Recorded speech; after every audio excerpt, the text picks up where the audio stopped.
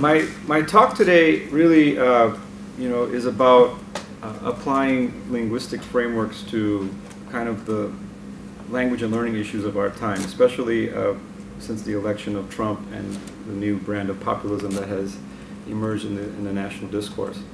I'd like to begin my discussion by talking about, giving you some background in terms of another episode in the late 90s when Ron Unz, a businessman, an outsider, initiated a campaign, an anti-bilingual campaign across the nation. And it was successful in some states, especially the states with the majority bilingual and English learner populations like California and Arizona, culminating in Proposition 203 in Arizona and Proposition 227 in California. Ironically, and I should probably foreground this. If you're interested in making comments publicly, you can use this hashtag to talk about this topic. And it's been kind of my way of making sense of our times, given the discourse that's happening and kind of the implications for teaching and learning. But as we apply this issue to the history of the United States and bilingualism, we see that the history of bilingualism and multilingualism and all its iterations has been basically an oscillation between English-only nativism and transitional bilingual ed programs. So we've never really had a polylingual ethos. And this is what something Michael Silverstein at the University of Chicago talks about, that the monolingual ethos has kind of ensured that this linguistic hegemony is perpetuated and continued. And so right now I think we are in the midst of a moment, excuse me, of, are we going back to nativism, or is there a new possibility? And I mentioned to you kind of the cycle where Prop 227 represented the nativist end of the spectrum in the late 90s. And ironically, on the same day when Trump was elected, you had Proposition 58 elected. And some of my colleagues in California have written about kind of the process, the struggle since that time that led to the ultimate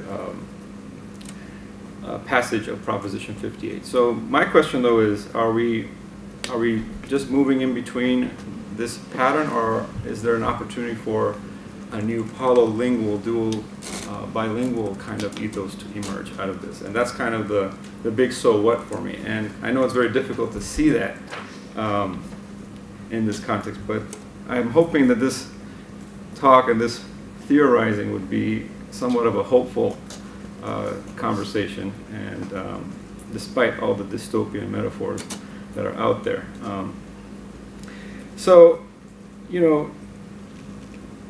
We see that in the study of language, this is really applied to presidential discourse over the course of the last 50 to 60 years. But I particularly am going to highlight some of the more recent ones, where the focus or the critique of political rhetoric is focused on the code, or what I would call the form, linguistic form, syntax, phonology, pronunciation, and things of that sort. And so most of the analysis is focused on the use or misuse of language, and there's a deliberate focus on form, not function. And so what I'm hoping to bring us to is why we should be talking more about function, or in other words, like the heart of language, meaning, semiotics, and ideology. Examples of this, was very clear not too long ago with George Bush, where there was a heavy emphasis and critique of his mangled syntax. And so you saw this all the time. You saw kind of when they were saying nuclear or different kinds of terms. And this kind of analysis, I believe, this code-centered analysis misses a big part of what language really is about. And you might remember this. I know many of you probably were born after this now. But when Bill Clinton was trying to defend himself against the allegations of impropriety, he was trying to redefine the word "is," and Kenneth Starr's impeachment proceedings were based on that approach to language, and ultimately we know it did not succeed. We see, for example, in the analysis of political rhetoric and language use or misuse, presents have been the subject of analysis for decades. For many experts, the apparent decline in grammar, syntax, and logical constructions over the course of many presidencies, coupled with a paradigm of linguistic oversimplification, have produced a culture where intellectuals have become the piñatas of public life. And this is Lim's work, where he talks about kind of the decline of and the rise of anti-intellectualism. That's kind of characteristic of the dystopian times we're in. More recently, we saw, for example, how the language of Obama was characterized as un-American, whether it was the use of metaphors like soccer, or whether it was the pronunciation of words like Pakistan. Instead of Pakistan, he said Pakistan, and a lot of his opponents would look at that as a proxy for un-American behavior. In fact, I think at one event, and this is what the story here was about, at one event he uses football to talk about soccer, and that created a big uproar. So as we can see, language is very much ideological. Linguistic form, if we just focus on linguistic form without considering ideology or the interplay between the two, then we're likely to miss a big part of the analysis. So our conceptual framework over the last decade working with teachers has tried to provide this framework of language analysis, discourse analysis, in multiple contexts. English learning with English learning for math, science, and action research, SEMELA. These are all contexts in which content integration was a very high premium, and discourse analysis was the tool that teachers use as the primary tool for professional development.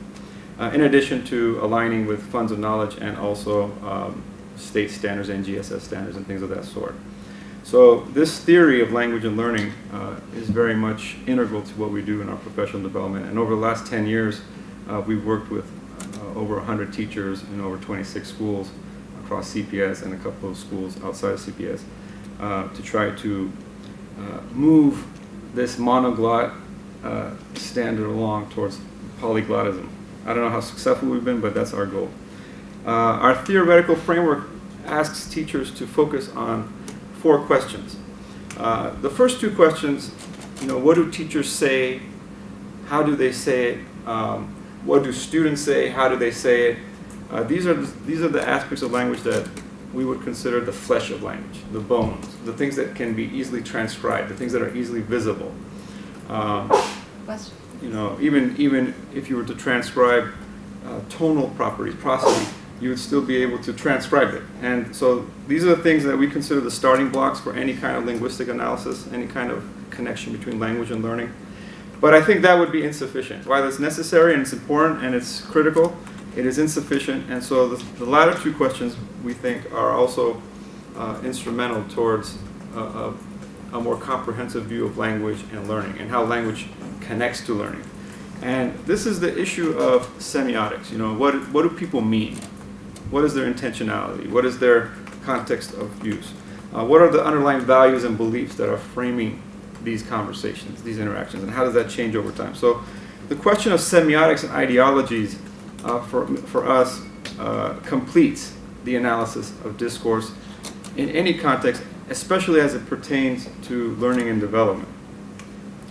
And these 2, so the first 2 in the book, we talk about the first 2 questions being the flesh of language, and these 2 kind of being the heart of language, the thing that is invisible, hidden, but yet we know it's critical and important.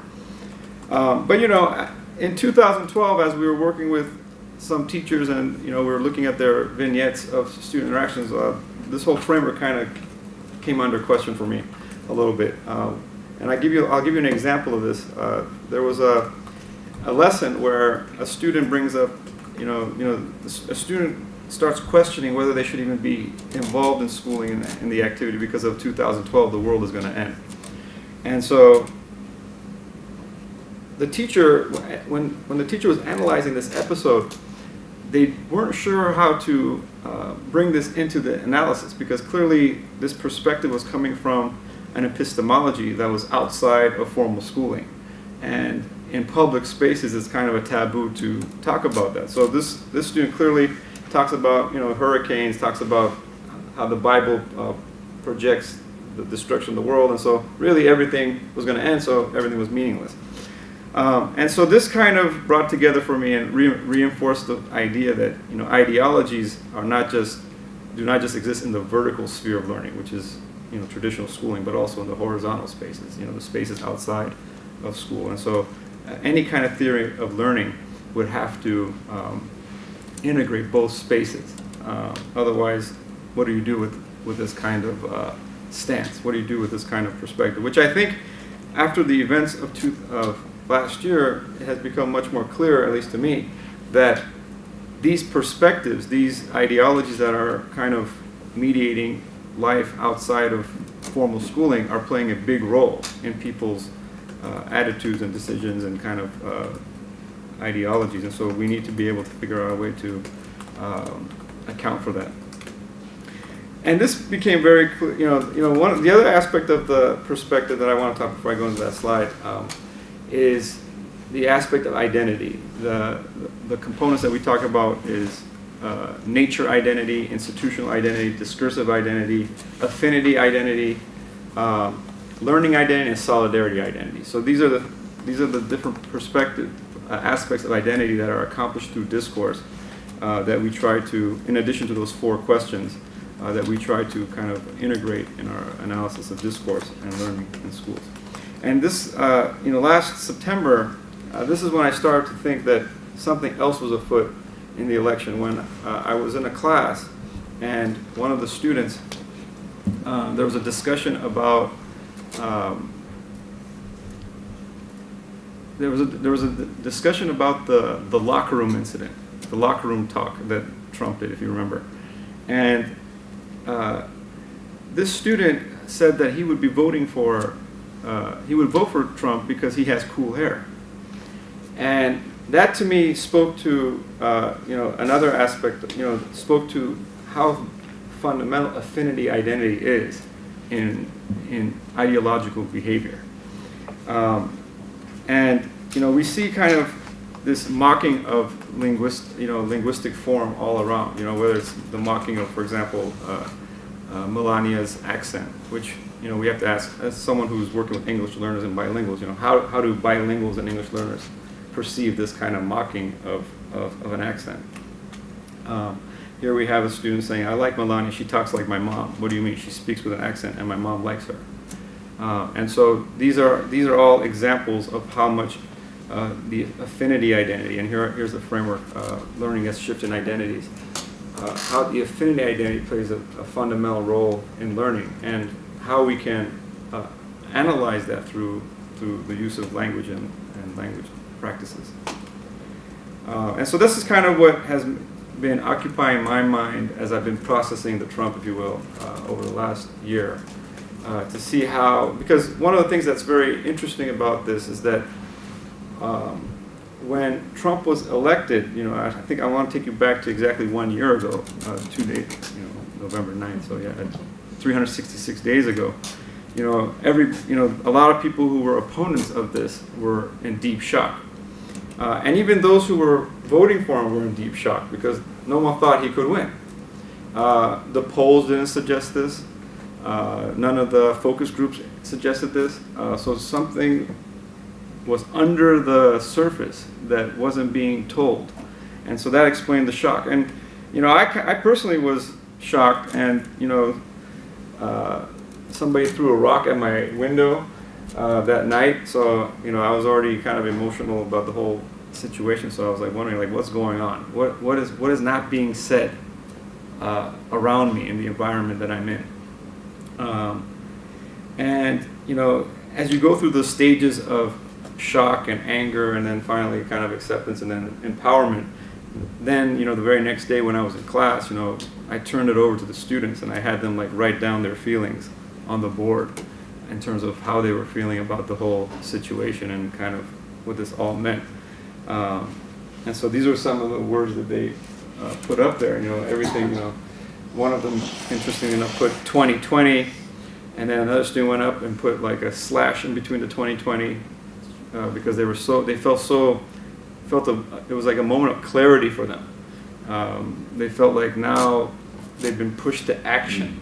Now they're going to be able to do something about all the things that were kind of under the surface, but now had bubbled up. And so I think that's the kind of moment we find ourselves in. And if you remember, there was this clip on CNN where they were talking about this being a white lash, being kind of a racist kind of ideological backlash against 8 years of having a black president. But I think that analysis is incomplete. And I'd like to reference here the work of Keonji Yamada Taylor, where she was talking about and she's no Trump supporter by any definition. She's a very critical kind of person using a lot of anti-colonial and those kinds of frameworks. But she talked about how a racial analysis of Trumpism is insufficient because it obscures all of the other aspects that were converging at this moment in history, and talking about the obscene wealth disparity, talking about how the top 400 versus the 40 million people, she made a distinction between liberal slow motion versus kind of this more overt form of expression. So for her, she said she made these comments at the anti-inauguration in January, where she was talking about how the election of Trump really is a signaling of the death of neoliberalism in a lot of ways, as a cultural metaphor for who we are. And I found that very interesting because, now we can go back to a lot of the roots of, where we are and reconsider kind of who we are as a people. And for me, the critical area were the 83 electoral votes, the counties that voted for Obama 2 times, but then switched and flipped over to Trump. And so what did that say about kind of the ethos of the nation, and what implications would this have for language, learning, and all these things that we're interested in? So I think we are living in times where every aspect of who we are as a nation is now under question, from government to legislation to education to healthcare to economics. Everything is now being questioned and discussed in a very public way, which I think, if you look at the positive side of that might be a healthy thing, because it's like almost like we're resetting the surface level reconstruction and having a much more deeper reconstruction. So this was one of the comments I made right away. I felt like we had gone back in time, for lack of a better term, into 1865, and we're now having a real reconstruction, because all those issues of the Civil War that are still kind of mediating a lot of our cultural life and our interactions in schools and all these things was now being placed on the table to such a degree that every kind of conversation was being had. So this is what I was calling the processing the Trump. And you can see kind of like the linguistic analysis of this was focusing on kind of like, the inaugural address obviously was a pivotal moment, looking at the words that were used, words that were never used before. So here were some of the words that were said for the first time in any U.S. inaugural address, bleed, carnage, depletion, disrepair, flush, infrastructure, Islamic lady, landscape ripped, rusted. And all of these as a lexical set pointed to a dystopian view, and kind of positioning himself as someone who would now come and clean up this mess. And in some ways, when this kind of language is emanating from the president, which is the biggest icon of our national identity, this is something that has to be taken seriously. This is something that has reverberating effect in everyday life. It has an effect in school, business, everything. And this was kind of a funny comparison. Well, maybe not so funny, but the comparison between Trump's language in the inaugural address with the anti-hero Bane in The Dark Knight. I don't know if you remember. How many of you are Batman fans? Well, okay. Be truthful. So that comparison was very interesting. And then we saw, for example, right away, all bilingual web pages from the White House were immediately removed.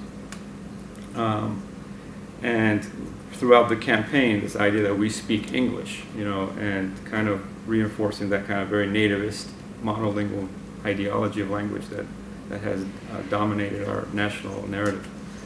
The talking about, the metaphor of the wall and the beautiful wall, and kind of how, stylistically he would always kind of like exaggerate how, the artistic aspects of this wall, and kind of how that would just create a wedge within the national psyche.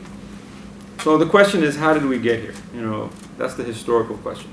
How did we come to this position, and what does this mean for us?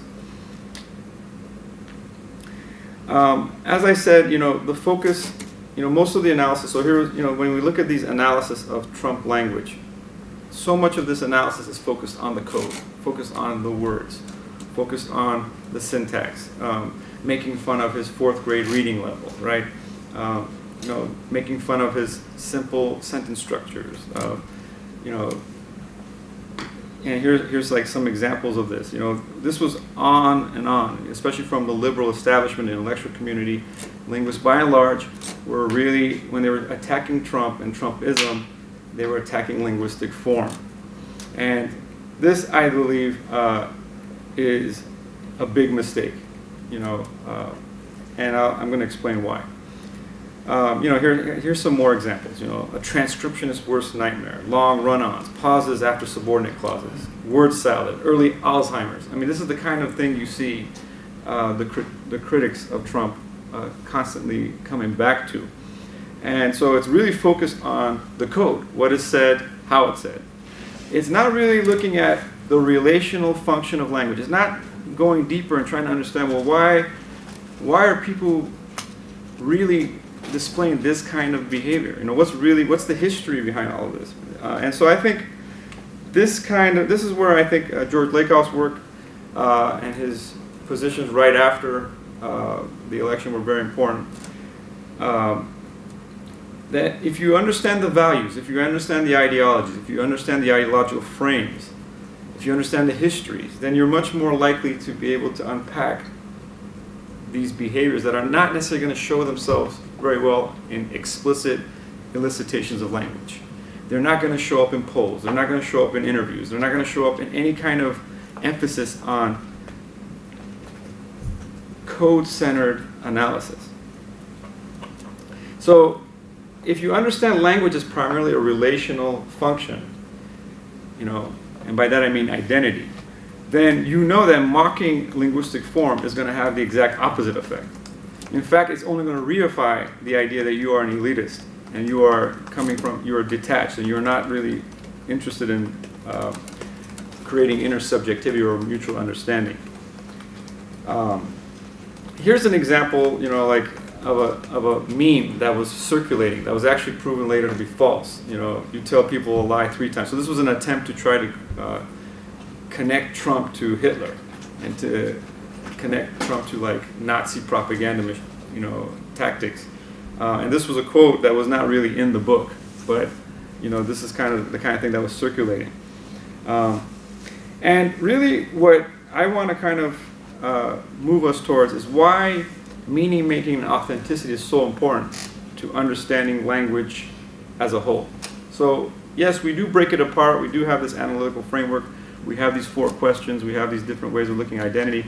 But at the end of the day, what really matters, and what a lot of scholars have argued in meaning making, is this idea of authenticity. Not necessarily that something is factually true, but that it is perceived to be coming from a place of, not a place of malice, but a place of benevolence, right? And so this is what, how we can foreground authenticity as kind of the overarching purpose of meaning making and language use, and by consequence, our analysis of language, right?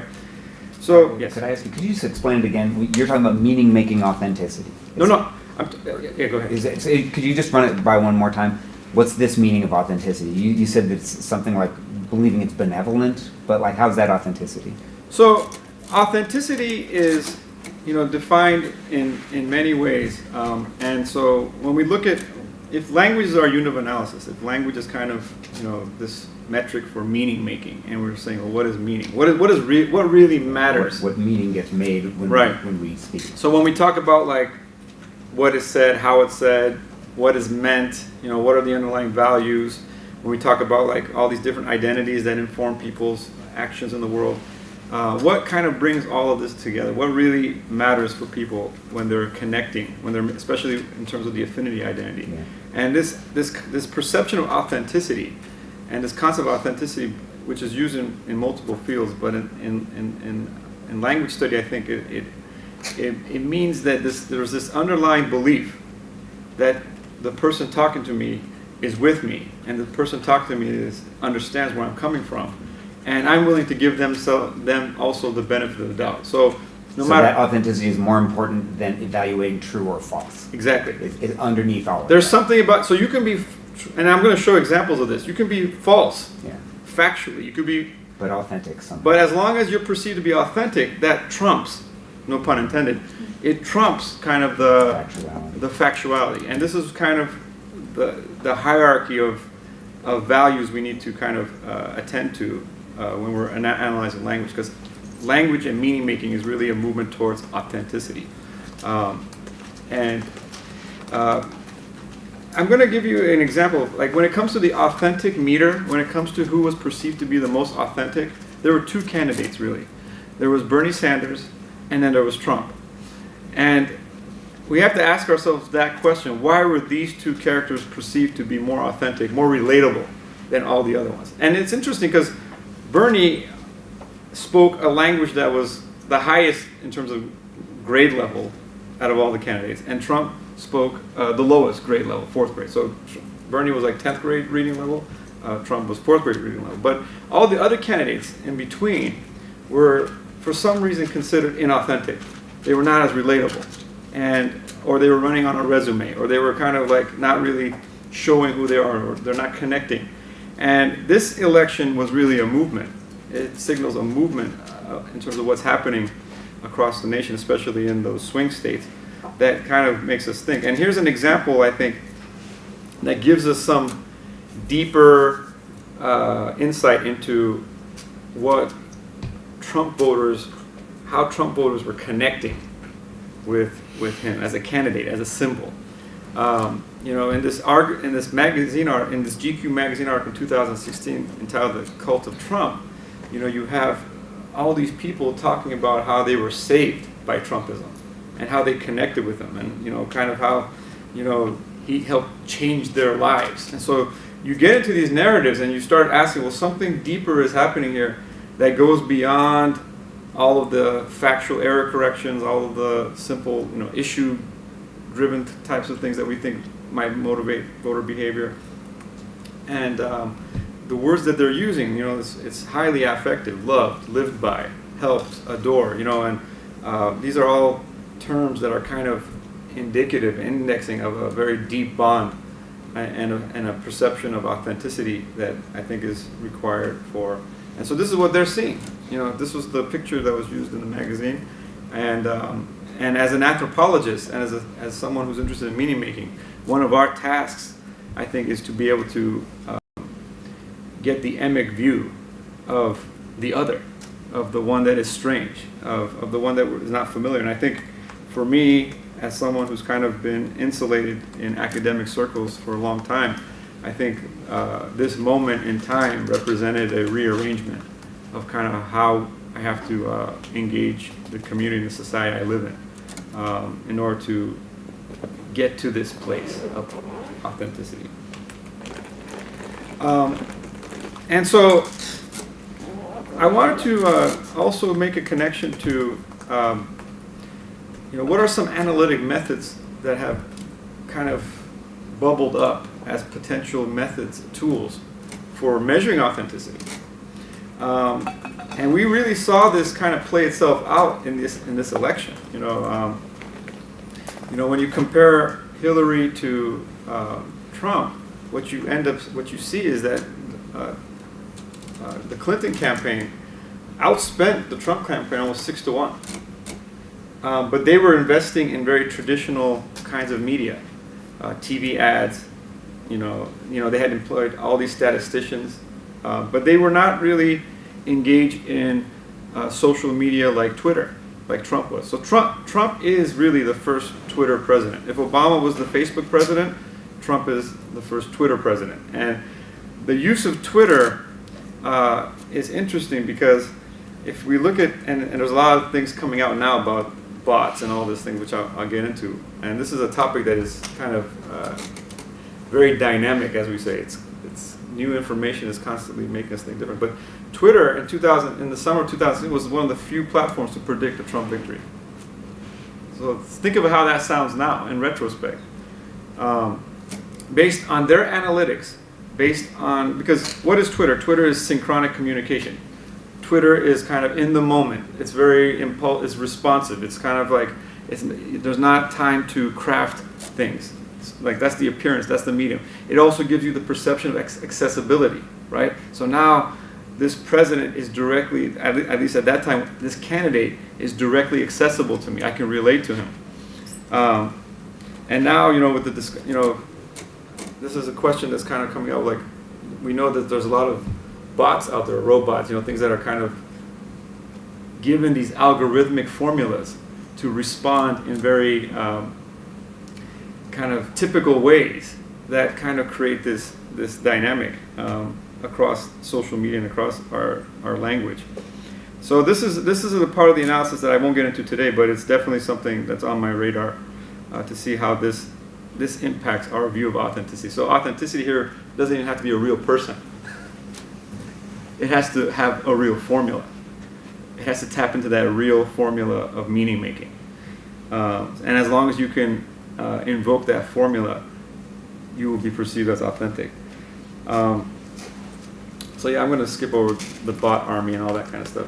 And what's interesting about Trump and what he's doing is that he's using this authentic hashtag, this authentic handle now, the @real Donald Trump. So realness kind of being, here's my official voice, here's my presidential, but here's my real voice. And that is the phenomena that he's been tapping into throughout this whole time, which is kind of pushing us as a society to, especially with the blurring of private and public identities, it is pushing us as a society to become more and more publicly visible in who we are. So if that's what authenticity means, that's what it means. And it doesn't matter, as I said before, it doesn't matter if it's true or false. It matters that it's perceived to be coming from this place of being real, right? But there's a method.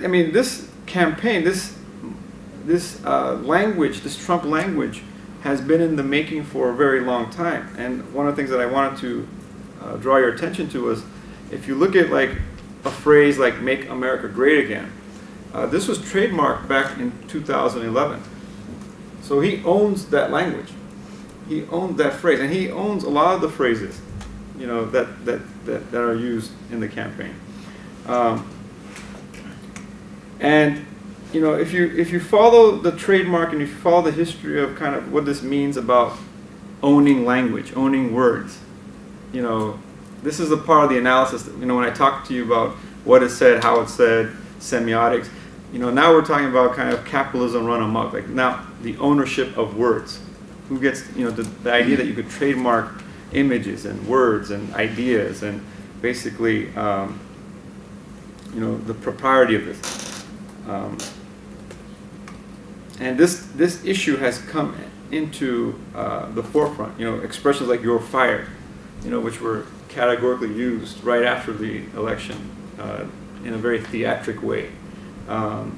Expressions that he owns, right, and is using. And this trademarking of language and branding is something that is global. It's not just something that is happening here. And so this idea of linguistic sovereignty, which is at the heart of kind of a polylingual ethos, is kind of being brought into the forefront of our national consciousness. Who owns words? Who gets to use them? Who owns language itself? Which to me as someone who's focusing on language and learning, is a very interesting topic that I think we need to consider. The iconography that he leveraged throughout this campaign, Andrew Jackson, kind of the anti-establishment image, immediately posted up in the White House, and other aspects of this branding, which I think it's interesting because now you have a undocumented immigrant who is the first lady, and she speaks 5 languages, and so for English learners and bilingualism, this is a new metaphor that is now in the national consciousness that we can now leverage. I want to go back to kind of that and highlight the issue of how our analysis of code can be very limiting.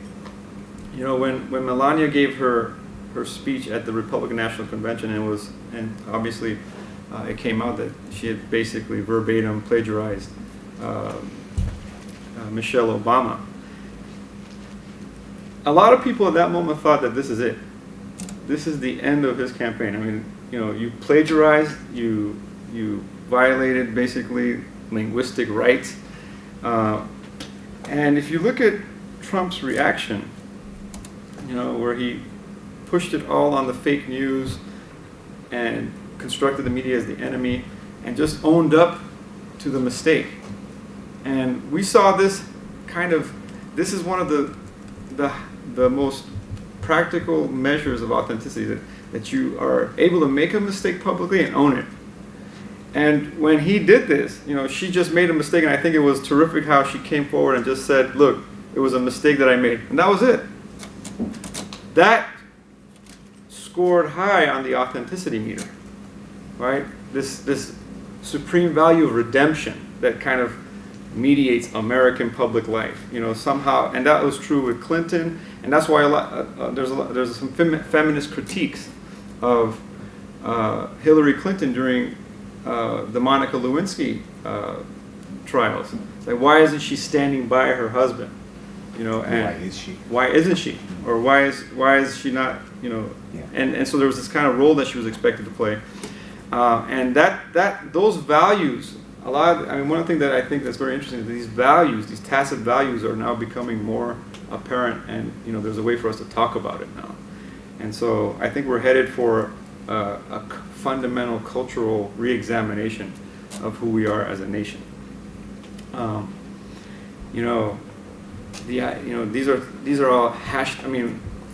The analysis of Twitter itself is a big dimension of the research that I'm doing right now, is to look at how these hashtags are immediately kind of creating an icon for us to, engage in various issues. And this is probably, what is news? What is real news? What is real information?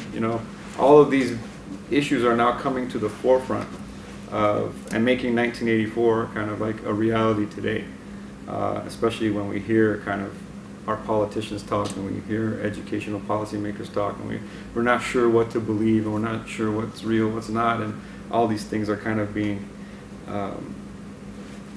put into action. And George Lakoff is somebody I think who has been kind of a leader in analyzing political discourse, and he's always emphasizing kind of why the frame and the relational frame is so important to foreground in any analysis of language.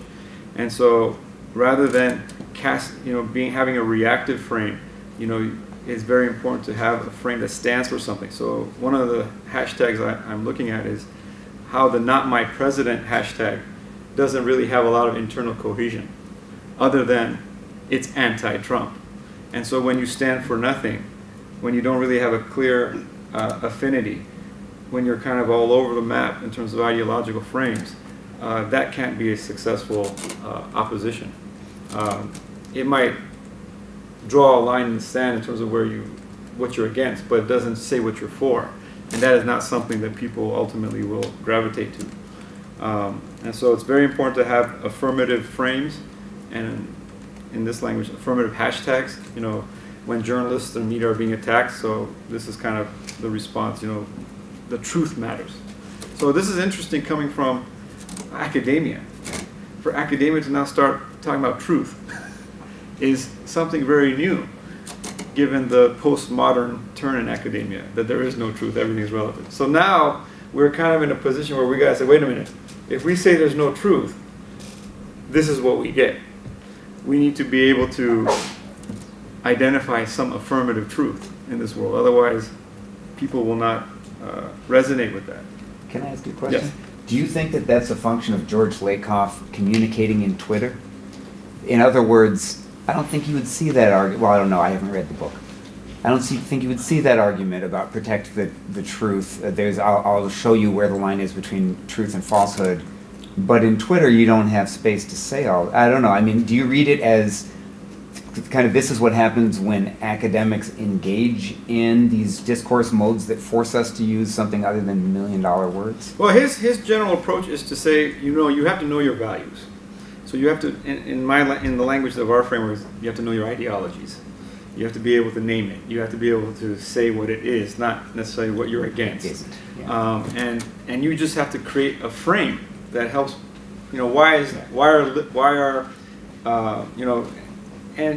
takes a very neuro-linguistic approach as well. He says, we are neuro-linguistically wired to either have a tendency towards authoritarian displays of personality or kind of more caregiving types of displays. And so, if that's the truth, the truth is a value that has to be claimed. It can't be just, we're just in this business to deconstruct things. If our analysis is only deconstructing and it's not reconstructing, it's not putting things back together, this is not something that has a lot of longevity. It is not sustainable, and it's not going to culturally cohere outside kind of the luxury of academic polemics. And so I think in his activism and in his work, and this is also his former wife, Robin Lakoff. I mean, they kind of were critics of linguists always, or pundits for that matter, just always harping on form, always harping on not really going into, and he's a cognitive linguist, he's not really an anthropologist, but for a cognitive linguist and a neurolinguist to say this is actually probably more powerful because, this is kind of like an assumption of anthropology that, yeah, of course you have to do this, but this emphasis on form and this kind of reductive view of language, I think, is not going to, going back to our original issue, is not going to move towards a polylingual ethos or a polylingual reality. And so this has implications for how the nature, function, and purpose of language and learning.